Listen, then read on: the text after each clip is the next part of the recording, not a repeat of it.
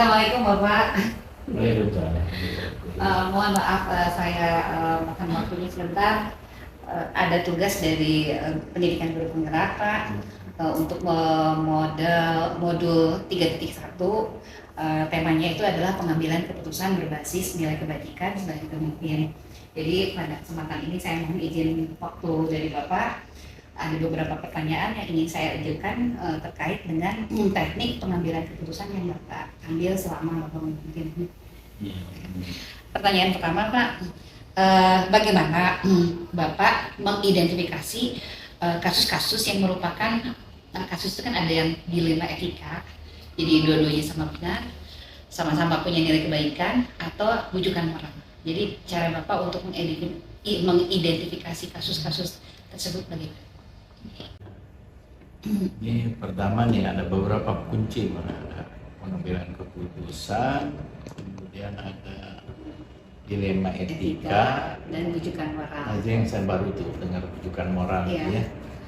Jadi mungkin saya bisa memperkirakan aja dalam pengambilan keputusan itu ada lagi satu tadi ada kata-kata bijaksana. Iya. Berarti kalau ada kata bijaksana itu berarti harus win-win solution. Betul.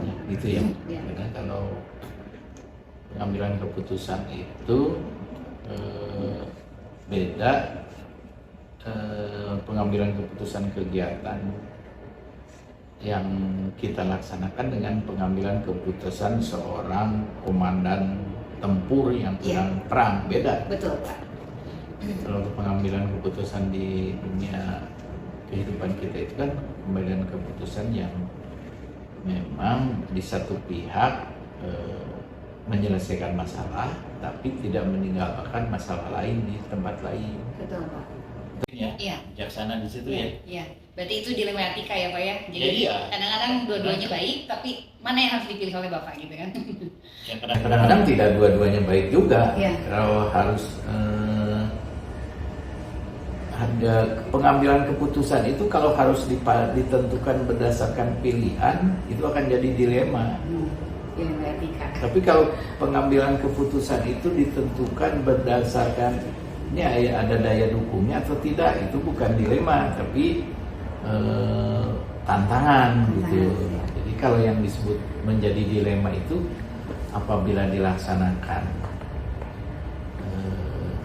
akan menimbulkan efek di sini, kalau tidak dilaksanakan akan menimbulkan efek di tempat lain. Seorang pemimpin itu dalam mengambil keputusan harus itu kan gaya tiap orang beda-beda.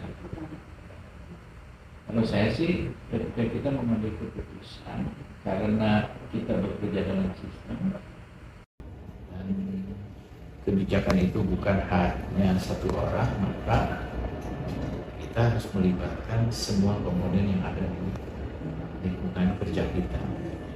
Karena komponen-komponen tertentu yang bisa menentukan jalannya suatu pengambilan keputusan.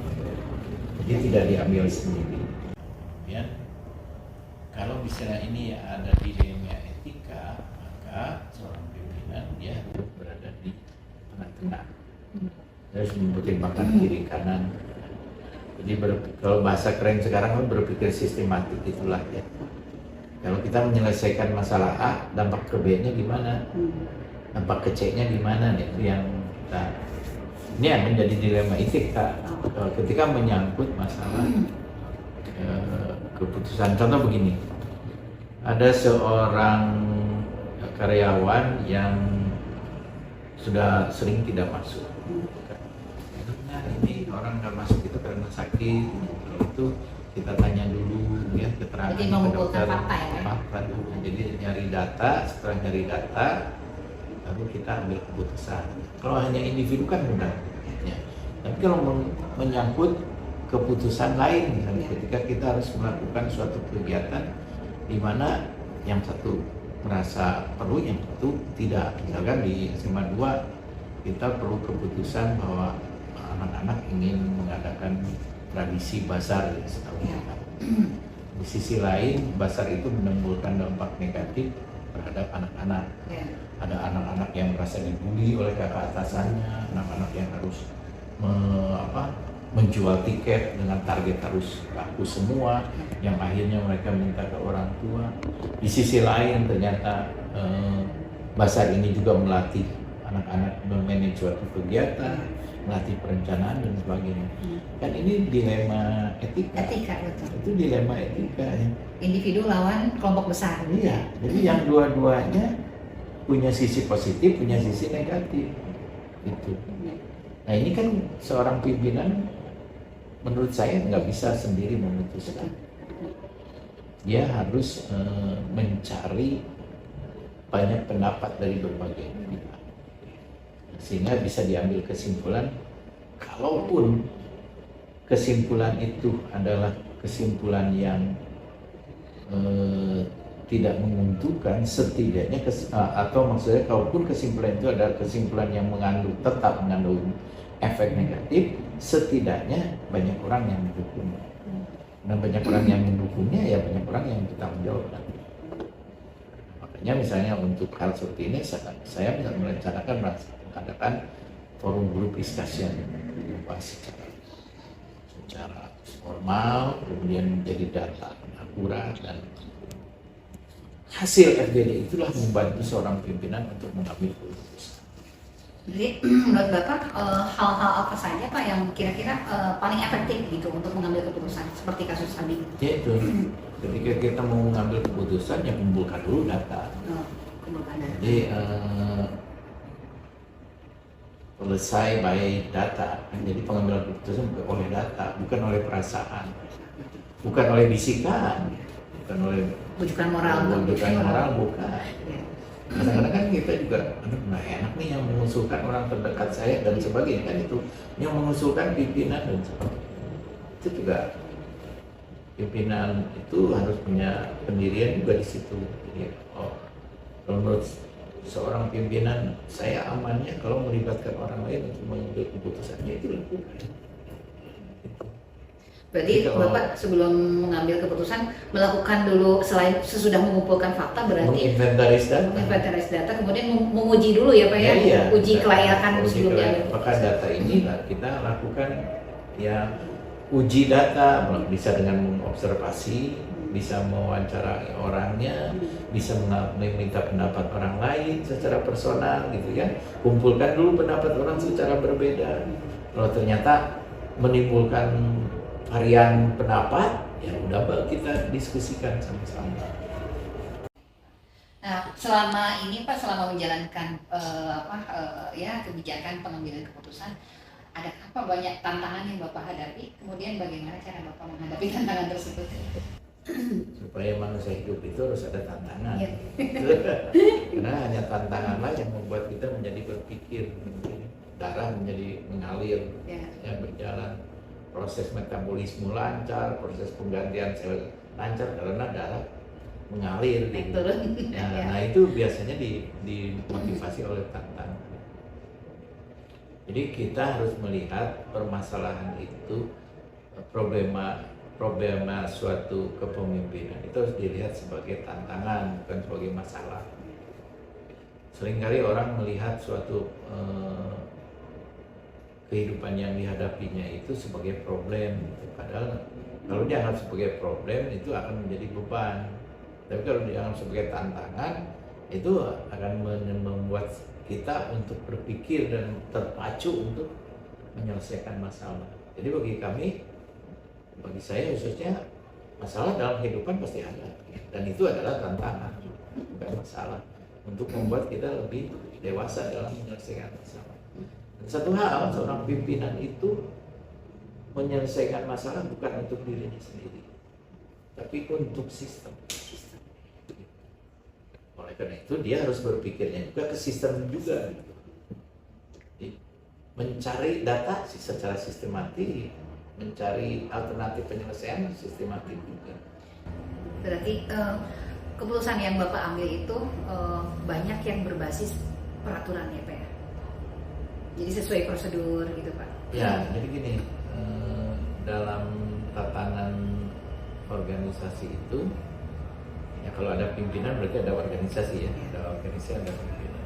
Dalam tatanan organisasi itu semua orang bergerak itu untuk mencapai goal atau cita-cita tujuan yang udah disepakati bersama. Nah, itu karena ini harus disepakati bersama dan sudah menjadi komitmen bersama, maka dibuatlah suatu tatanan gerak langkah yang sama. Salah satunya adalah aturan, gitu. Karena kan kalau nggak diatur, pedoman kita ini kemana? Jadi kita ada peraturan, ada SOP, ada undang-undang, ada tata tertib, dan yang semua itu harus dijaga oleh seorang yang namanya pemimpin, gitu. Supaya apa? Semuanya bisa tetap melangkah dalam satu gerbong yang sama, mencapai tujuan yang sama. Baik Pak. Nah Pak, pada saat pengambilan keputusan, apakah Bapak misalnya itu pada saat pengambil keputusan ini harus diputuskan, apakah Bapak punya jadwal tersendiri, jadi tata laksana sendiri? Apakah pengambilan keputusan itu dilaksanakan pada saat itu juga, atau butuh waktu misalnya itu jeda, atau bagaimana Pak setiap keputusan? Salah satu syarat pimpinan itu mengambil keputusan tidak boleh tergesa-gesa. Salah satunya syaratnya. Karena otak manusia itu, apalagi misalnya suatu masalah berat ya, ketika dia menerima kabar aja sih, otak itu langsung berpikirnya tidak terkontrol dengan baik karena terdorong oleh perasaan. Jadi dia tetap ketika ada masalah, ya kata saya juga, selain di medan perang mah iya, medan perang mah sudah nggak perlu pikir lagi ini tembak jangan kan. Daripada saya ditembak lebih baik saya nembak. Tapi dalam tatanan organisasi sipil kehidupan seperti ini, kita harus menimbang-nimbang.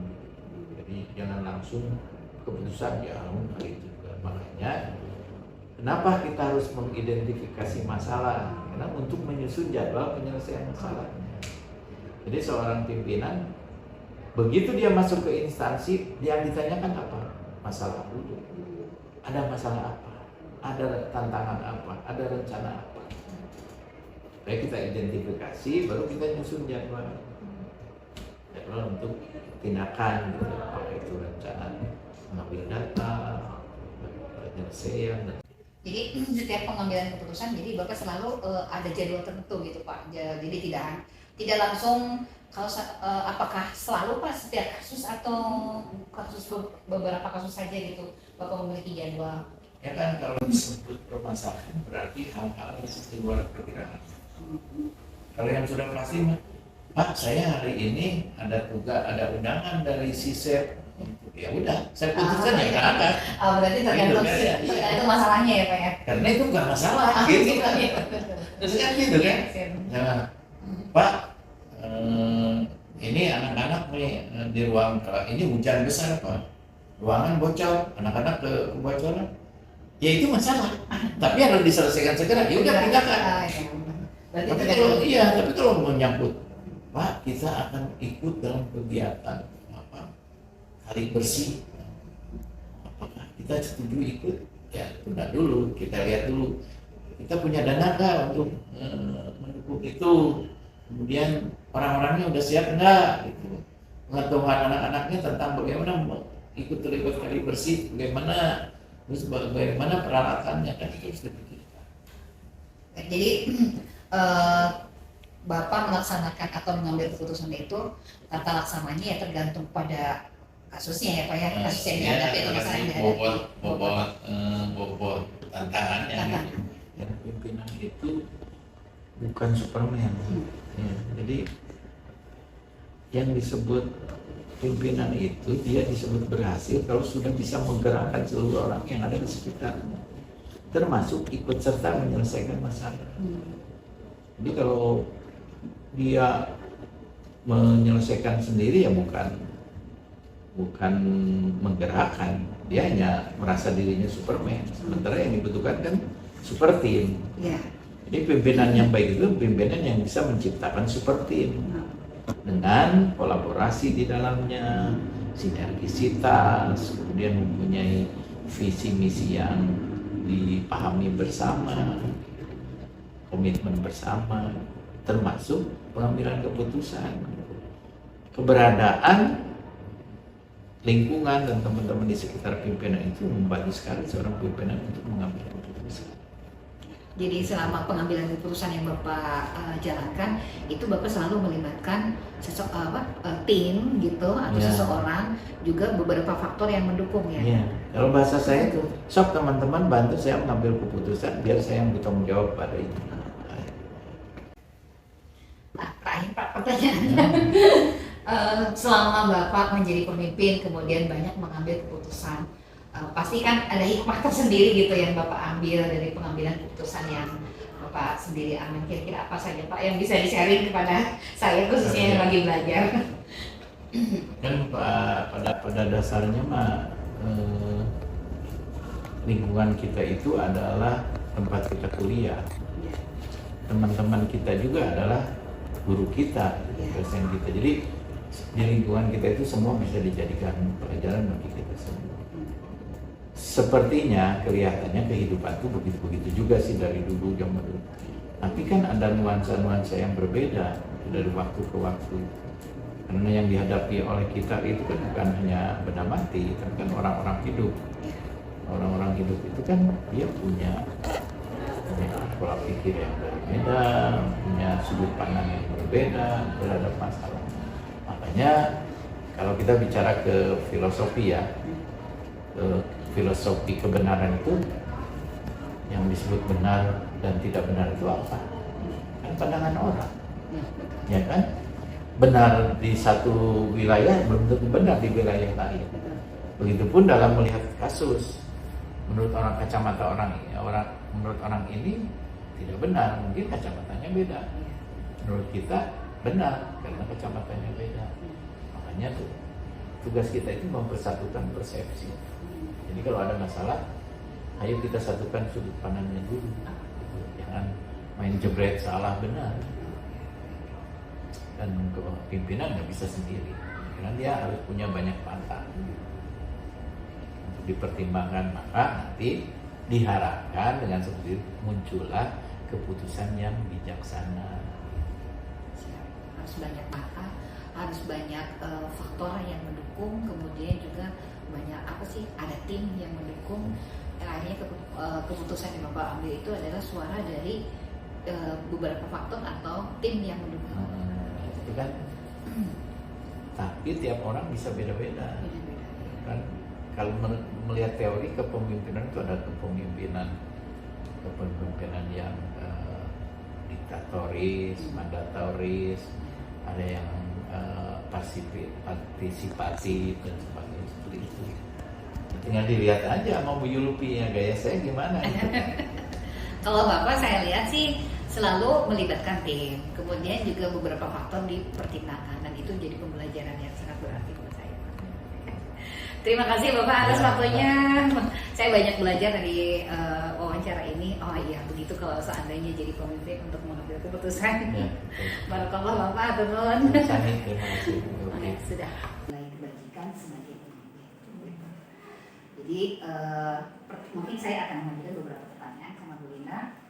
Yang pertama, mungkin bagaimana Ibu bisa mengidentifikasi kasus-kasus yang merupakan kasus misalnya itu dilema etika atau rujukan moral. Jadi kalau dilema etika itu kan benar-benar atau dua-duanya mengandung nilai kebajikan, sedangkan rujukan moral itu mungkin Ibu bisa menyampaikan bagaimana cara mengidentifikasi untuk pengambilan keputusan ya hubungan dengan moral dan dilema etika. Dilema etika. Jadi contohnya misalnya ada dalam kasus apa? Nah kalau dilema etika kan misalnya Ibu punya kasus dua-duanya benar, dua-duanya mengandung nilai kebajikan, tapi Ibu harus mengambil satu keputusan. Kalau rujukan moral, tentang ini, jadi maksudnya rujukan moral itu tentang Jadi ada kasus misalnya contohnya anak mau pengen nilainya besar, tapi dia sebenarnya tidak konsekuen gitu. Nah jadi ibu teh bagaimana cara mengidentifikasi bahwa ini mah berarti rujukan moral nih gitu. Kalau ada kasus seperti itu. Nah ini berarti ini benar lawan benar, dilematika itu benar lawan benar gitu. Jadi cara mengidentifikasinya itu seperti apa? Kalau di dalam permasalahan sekolah yang sering kita temui, ini misalnya berhubungan dengan anak-anak ya, etika anak-anak Ya. atau dalam mensikapi rasa tanggung jawab dia. Saat saya kesini aja ke SMA 1 Padalarang, guru itu pada curhat, Bu, bagaimana nih cara mengatasi anak-anak yang mengalami kalau kita mah susah dikasih tahu gitu kan, dari segi moralnya agak kurang baik gitu, terus memunculkan motivasi juga tidak baik. Nah, saya juga kan menerapkan prinsip sekolah ramah anak. Saya nggak mau menghukum anak-anak. Saya bilang, ibu bapak, wayahna kasih waktu untuk pembinaan untuk mereka. Apa yang harus dilakukan? Nggak usah ikut ke kelas. Tujuannya buat apa? Tujuannya buat mendidik mental mereka, etika mereka. Nanti gimana untuk nilai? Kalau dia sudah sopan, kalau dia sudah menghargai ibu dan punya tanggung jawab, nilainya tinggal turun tuh buat saya. Jadi pas saat pertama juga banyak wali kelas yang bermasalah tentang anaknya, apalagi yang sudah kelas 12 gitu kan. Terus apa yang saya lakukan? Saya memberikan arahan, kasih waktu seminggu. Anak gak usah ke kelas. Ibu bapak guru BK sama wali kelas sama guru agama mangga bina mereka. Tidak harus ke kelas, di mesin saja. Saya bilang kan gitu. Terus kalau misalnya apa yang harus dilakukan, salah satunya mengerjakan tugas yang mereka belum lakukan. Itu sebagai wujud konsekuensi, saya katakan gitu. Kemudian dari situ juga penanaman tentang etika anak juga supaya moralnya lebih baik gitu ya. Nah, dia diberikan materi keagamaan, kemudian diajak untuk ngaji gitu ya. Kalau misalnya yang muslim, kalau yang non muslim, ya kita juga akan konsultasi ke guru rohaninya gitu, seperti itu. Intinya mereka tidak diberi waktu, walaupun memang anak-anak tuh bilang ada yang sampai 2 minggu, ada yang sampai 3 minggu gitu. Nah mereka, Bu, sampai kapan? Sampai kamu berubah gitu. Nah di situ, dan itu berhasil alhamdulillah. Jadi ada yang selama 2 minggu teh beres selesai gitu, ada yang 1 minggu teh selesai gitu. Jadi dia kembali ke kelas dan itu belajar untuk konsekuensi dari kesalahan yang mereka lakukan. Dan alhamdulillah perilakunya juga sangat berubah gitu. Dan kami lihat itu waktu kemarin presentasi atau unjuk kerja ya yang saat pameran proyek gitu, atau kita mah di sini kelas 12 karena belum kurikulum 13 kurikulum merdeka masih 13, dia itu ujian praktek kan, disitulah muncul kemampuan itu. Jadi memang saya juga memberikan pemahaman kepada guru-guru, anak tuh nggak harus pintar fisika, nggak harus pintar kimia, yang penting dia bisa hidup apa dengan apa yang dia punya. Itu salah satunya. Itu ada siswa yang punya punya bakat di dalam, dan itu teh dia selalu bisa menghasilkan uang. Tapi kita batasi, enggak, kalau tidak hari libur, maksudnya tidak hari libur, hindari gitu ya. Kalau misalnya kamu bisa silakan, tapi kalau nggak bisa kamu mengganggu waktu sekolah, ambil jadwal yang weekend gitu biar kamu bisa istirahat. Jadi kita memberikan pemahaman, kita memberikan alternatif, tapi kita juga tidak mematikan bakat yang dia punya gitu. Dan alhamdulillah anaknya sangat ceria gitu sekarang mah dengan apa yang sudah prosedur yang kita lakukan itu sama satunya. Jadi ibu mengidentifikasi kasus dilematika etika atau bujukan moral itu dengan cara menerima dulu ya, maksudnya menampung dulu curhatan, masukan gitu, baru diidentifikasi mana dilema etika, malah bujukan moral gitu ya. Dan langsung kita antisipasi untuk langkah-langkah untuk penyelesaian masalah. Oke, Bu. Nah, Bu, dalam menjalankan pengambilan keputusan di sekolah Ibu, terutama kasus-kasus yang itu tadi yang Ibu sampaikan, dua-duanya punya nilai kebaikan, dua-duanya sama-sama penting. Nah, itu langkah Ibu apa yang dilakukan, Bu? Dua-duanya sangat penting. Misalnya kemarin tuh ada masalah di pemberian rekomendasi. Rekomendasi guru bahasa Jepang. Saat pengumuman P3K, guru bahasa Jepang kami dua-duanya pindah keluar. Sedangkan di sekolah kami itu butuh guru gitu kan. Butuh guru sampai sekitar 32 jam. Kalau dihitung hanya 1 guru lah, kalau sekarang hitungannya 30 jam ya. Tapi kalau misalnya itu butuh 2 guru masih gitu, walaupun dia juga dibebani sekarang jadi guru BK sisanya gitu. Nah, itu yang terjadi itu saat salah satunya ditelepon oleh pihak GTK duluan di teleponnya untuk memastikan dia apakah mau pindah apa tetap di Satmingkalnya, dan itu harus dikasih rekomendasi. Kemudian yang satunya lagi baru tahunya karena tidak ditelepon, padahal tuh setelah ditelusuri baru seminggu kemudian dia akan dikontak sama orang GTK. Saya sebagai kepala sekolah ya tidak tinggal diam gitu ya, artinya yang satu sudah dikasih rekomendasi dan saya luluskan, yang satu saya belum bisa kasih rekomendasi karena belum ada instruksi ataupun koordinasi dari GTK. Jadi langkah atau prosedur yang Ibu ambil untuk mengambil keputusan terakhir bagaimana? Iya. Akhirnya saya ke GTK. Ke GTK langsung menemui petugas yang untuk usulan perubahan penempatan ya. Walaupun pihak GTK juga bilang ini hanya usulan. Kalau untuk keputusan hanya di panitia seleksi nasional Panselnas itu, sehingga saya ke sana itu buat orang GTK itu ya sangat disyukuri. Saya nggak harus menghubungi yang satu lagi. Nah, jadi itu kan langkah tepat yang kita lakukan supaya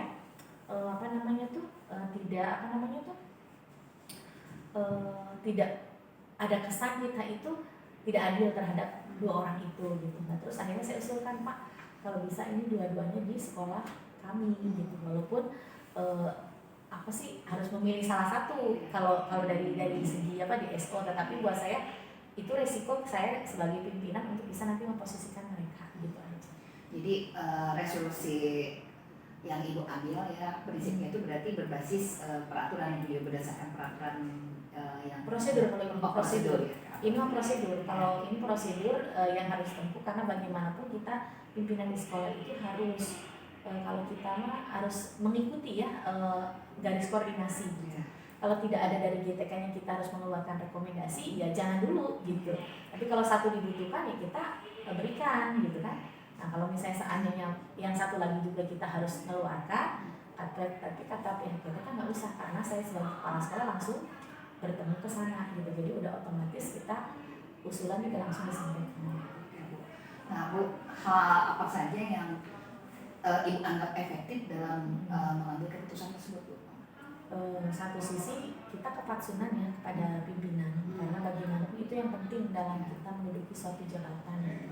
Kalau kita membangkang atau kita istilahnya tidak sesuai dengan prosedur gitu, itu justru akan dilema buat kita.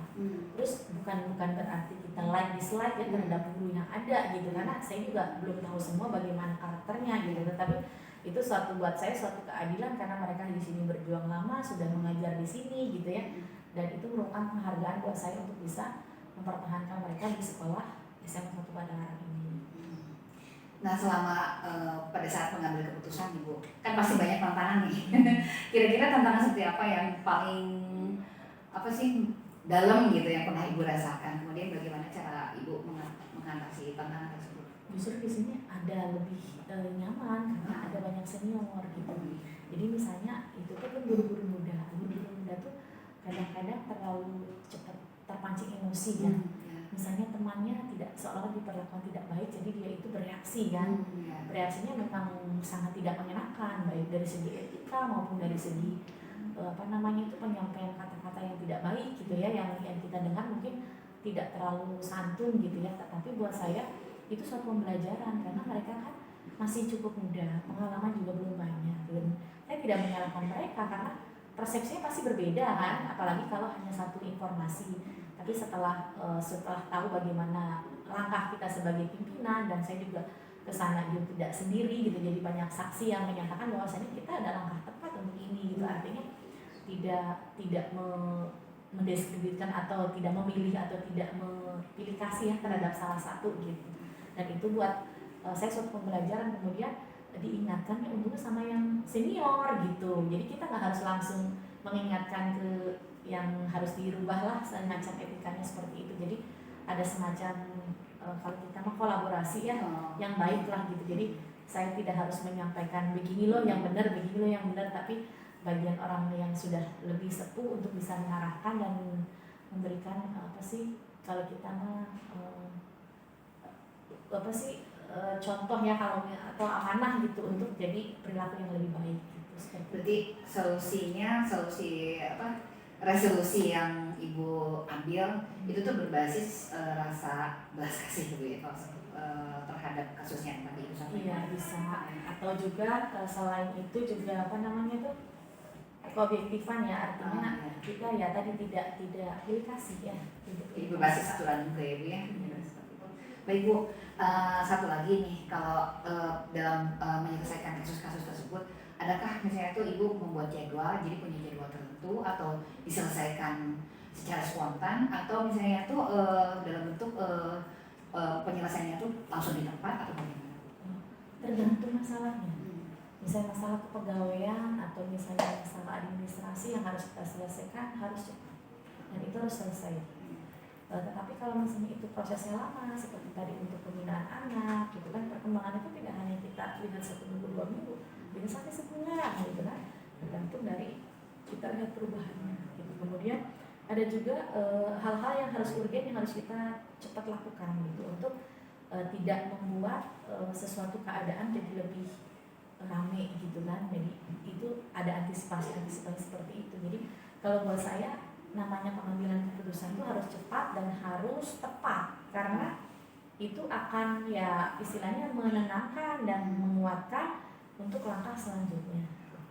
Berarti tindakan yang diambil itu cepat tapi tepat ya. Baik Bu, yang terakhir. Nah, dari semua hal yang telah Ibu sampaikan, kira-kira dalam pengambilan keputusan ada hikmah atau pelajaran apa yang bisa Ibu ambil gitu setiap mengambil keputusan? Kan kita merenung ya Bu ya, hikmahnya apa buat diri kita gitu. Itu bagaimana? Intinya saya ingin bermanfaat buat lingkungan gitu. Jadi keberadaan saya di sini pasti ada hikmahnya untuk yaitu keberkahan buat semua gitu. Jadi tidak hanya apa namanya itu mementingkan diri sendiri atau kelompok tertentu, tapi saya berharap ini dirasakan untuk kesejahteraan atau keberkahan semuanya gitu. Jadi dan satu lagi yang harus kita lakukan adalah yaitu tadi menjalankan aturan. Nah, iya, kalau misalnya aturannya itu kita pahami dan kita sosialisasi dengan baik, tidak ada gejolak.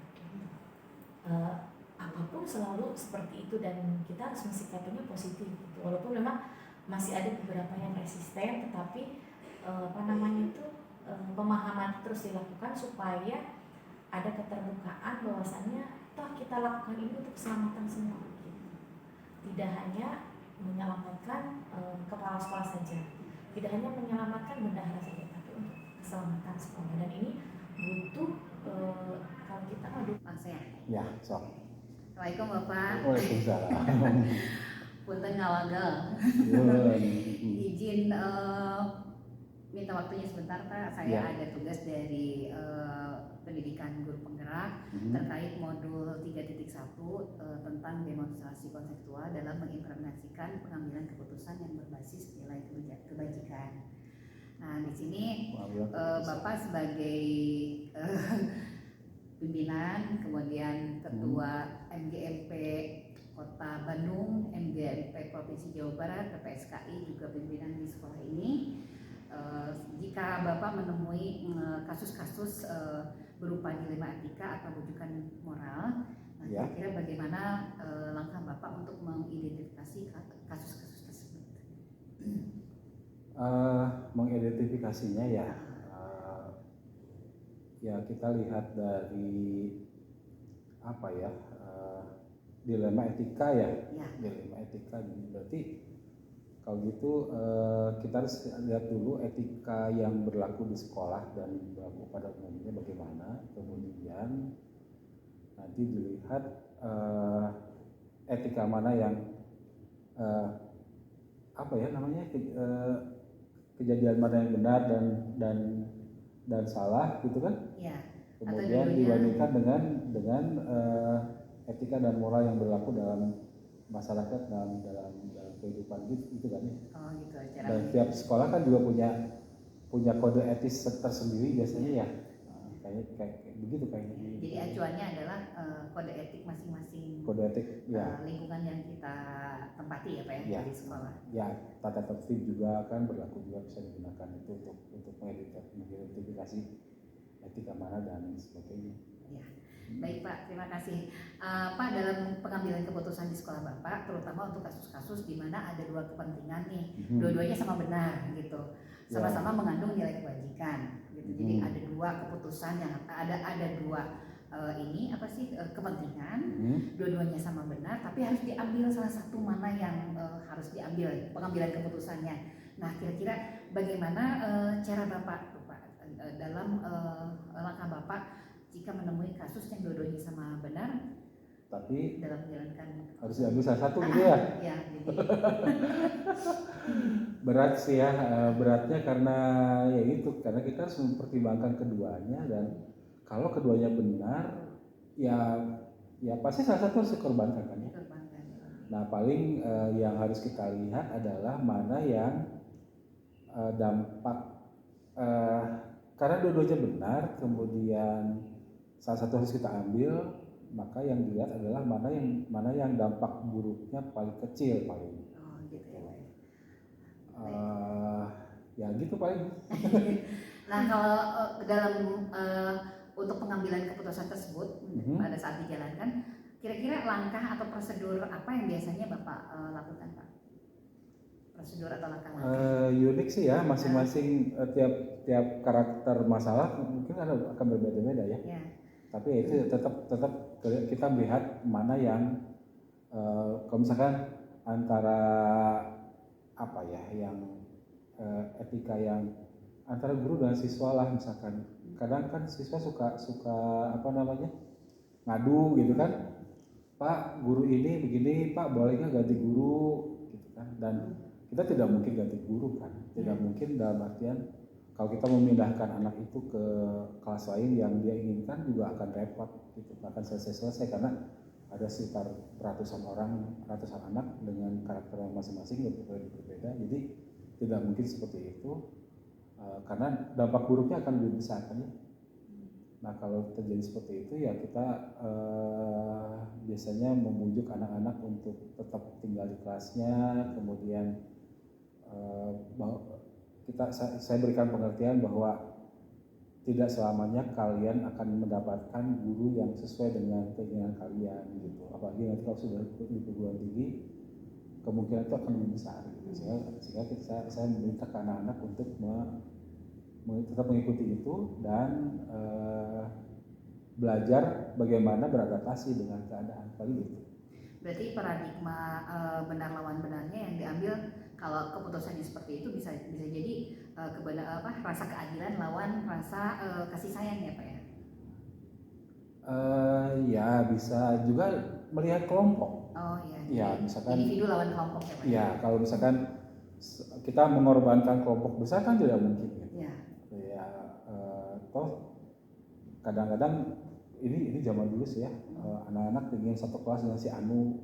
Nanti kalau kita ikuti itu maka akan banyak kepentingan sekolah akan terganggu gitu, karena kita hanya memperhatikan beberapa orang tapi dampaknya akan lebih besar gitu Pak, antara individu sama kelompok. Saya selalu indikan ke anak-anak, kalian tidak bisa mengabaikan kelompok besar itu gitu loh. Oh iya, baik Pak. Kalau selama ini Pak, menurut Bapak kalau yang Bapak anggap efektif dalam mengambil keputusan pada kasus dilema etika itu hal-hal apa aja Pak? Paling efektif? Paling efektif ya itu paling mana yang dikorbankannya lebih besar, itu yang sih itu paling. Jadi intinya meminimalisir kerugian gitu ya, kerugian atau dampak negatif. Karena kan tiap masalah pasti akan berbeda penanganannya. Gitu. Tapi ide utamanya adalah agar jangan sampai kepentingan yang lebih besar yang terabaikan. Nah terus kan pada saat penyelesaiannya Pak, pada saat menyelesaikan kasus tersebut ya, kasus terkait dilema etika, apakah Bapak menyelesaikannya itu punya jadwal tertentu atau misalnya itu menyelesaikan di tempat atau memiliki jadwal lain untuk menyelesaikan gitu bentuk. Kalau Terus kemudian penjadwalan, ininya Pak, bentuk atau prosedurnya kira-kira seperti apa? kalau penjadwalan mungkin tidak ya, karena spontanitas kan biasanya kebanyakan anak-anak kan nggak mungkin kalau misalkan jadwalnya sekali seminggu untuk menyelesaikan masalah itu, terus kita harus mendiamkan anak dalam waktu yang cukup lama, nggak mungkin juga gitu. Jadi kalau dia penjadwalan mungkin sih tidak, tapi begitu anak datang kita coba langsung menjelaskan gitu. Kemudian apa lagi tadi? Prosedurnya, bentuk atau prosedur yang Bapak jalankan untuk menyelesaikan? Prosedur, nggak ada juga ya, nggak ada juga prosedur tetap gitu yang dilakukan seperti itu, karena ya itu sifatnya insidental seperti itu kan, nggak sampai ada berulang dalam sekian waktu yang tetap itu, tidak ada kan. Jadi atau paling kalau misalkan berkaitan dengan waktu, saya minta mereka datang sesudah jam ngajar selesai paling. Berarti prinsip resolusi yang Bapak jalankan adalah berbasis akhir berarti ya Pak ya? Akhir penyelesaian, jadi harus ada produk yang harus diselesaikan, hasil yang produk yang dihasilkan pada saat mengambil keputusan tersebut gitu. Baik Pak. Nah kalau ini Pak, pada saat mengambil keputusan, adakah seseorang atau faktor yang selama ini mempermudah atau membantu Bapak dalam mengambilkan keputusan untuk kasus-kasus dilema etika Pak? Maksudnya ada orang khusus gitu? Ya, jadi misalnya itu ada kasus nih gitu ya, kasus dilema etika. Kemudian apakah ada seseorang atau siapa gitu, atau faktor-faktor yang kira-kira menunjang untuk menyelesaikan pengambilan keputusan tersebut? Jika ada kira-kira biasanya siapa, atau kalau faktor-faktor yang menunjang untuk menyelesaikan dilema etika itu kira-kira bentuknya apa gitu? Biasanya saya suka apa ya, memperlihatkan anak kepada kakak tingkatnya biasanya, kakak tingkatnya. Nah, si Anu juga begitu dulu, kayak kamu, terus kok sekarang bisa kok. Nah, misalkan kayak gitu. Jadi ada figur yang dijadikan sebagai contoh bahwa masalah yang dialami oleh siswa tersebut juga pernah terjadi dan tidak ada masalah gitu. Kayak misalkan gini, saya jadi teringat kalau misalkan ada anak yang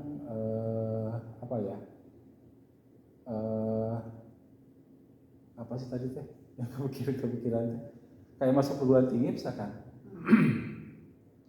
Kayak masuk ke perguruan tinggi lewat jalur undangan. Ya. Nah, kayak gitu misalkan. Nah, anak ini mengeluh tidak bisa masuk ke jurusan tertentu karena nilai apanya yang kurang. Ya. Nah, saya suka cari-cari kasus yang sama dengan itu, toh ternyata anak itu juga lulus. Yang sering terjadi kayak gini, misalkan ada anak yang merasa nilainya tidak linear naik, misalkan. Kan seperti itu yang sering terjadi dulu. Nah, saya suka mencontohkan anak-anak yang toh dulu juga ada anak yang peringkat 1 terus SNMPTN-nya nggak lulus. Nah, suka ada yang seperti itu. Jadi kita contohkan ke kakak tingkatnya yang sudah lulus, kemudian mendapatkan hal yang sama dengan yang dia keluhkan sekarang. Berarti selain itu mah faktor contoh ya Pak ya, faktor penunjang gitu ya. Beberapa contoh, selain itu juga ada figur-figur yang bisa dijadikan contoh untuk menyelesaikan masalah terhadap dilema etika yang dihadapi oleh seorang anak misalnya, atau kasus yang sedang Bapak hadapi gitu ya Pak. Baik Pak, terima kasih. Yang terakhir ya Pak, dari semua yang telah disampaikan oleh Bapak tadi, kira-kira pembelajaran apa yang bisa Bapak petik selama Bapak berperan sebagai pimpinan, pengalaman Bapak dalam pengambilan keputusan dilema etika? Jadi pembelajaran ini banyak kasus yang terkait dengan kasus-kasus dilema etika. Otomatis kita mengambil ini kan Pak ya, mengambil hikmah gitu, atau mengambil pelajaran. Nah, kira-kira hikmah atau pembelajaran apa yang bisa Bapak petik gitu selama pengambilan keputusan? Satu, yang paling penting adalah kita tidak boleh mengambil keputusan buru-buru. Ya. Itu hal yang apa ya, yang saya petik paling. Jadi kadang-kadang saya suka begini. Ada anak yang datang kemudian mengeluh dan seperti itu.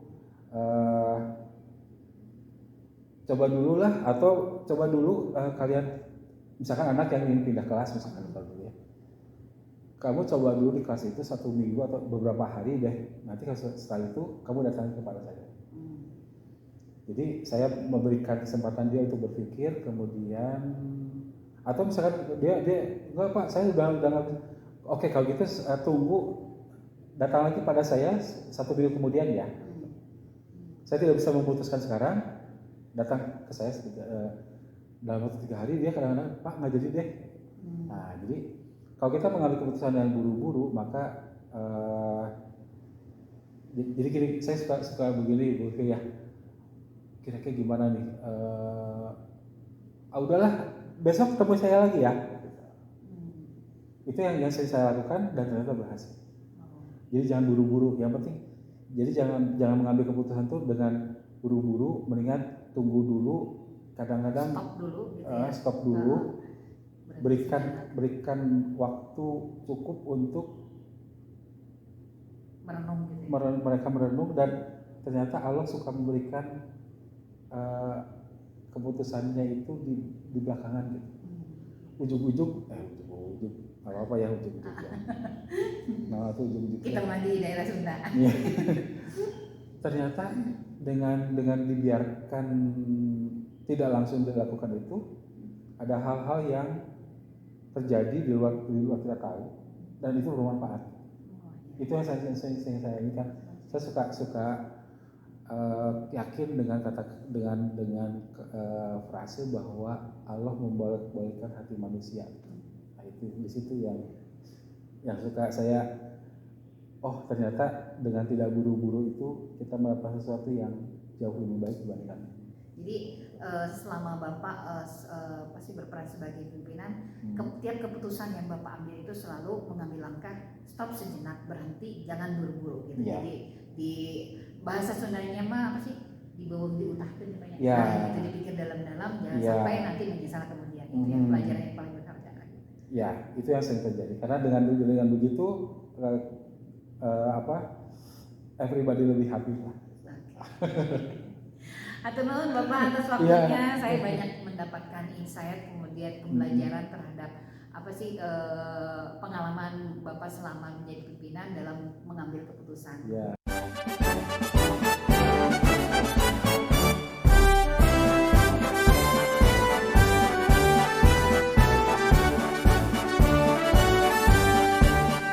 Bulatkan tekad, kuatkan hati, negeri ini memanggilmu kawan. Belajar bergerak berbagi untuk negeri, guru penggerak majukan pendidikan. Guru penggerak hamba pada murid, kreatif rancang pembelajaran. Hargai potensi, tingkatkan prestasi, lahirkan profil pelajar Pancasila. Belajar bergerak berbagi untuk negeri, kita menjalin kolaborasi. Belajar bergerak berbagi untuk negeri, demi bakti pada Ibu Pertiwi.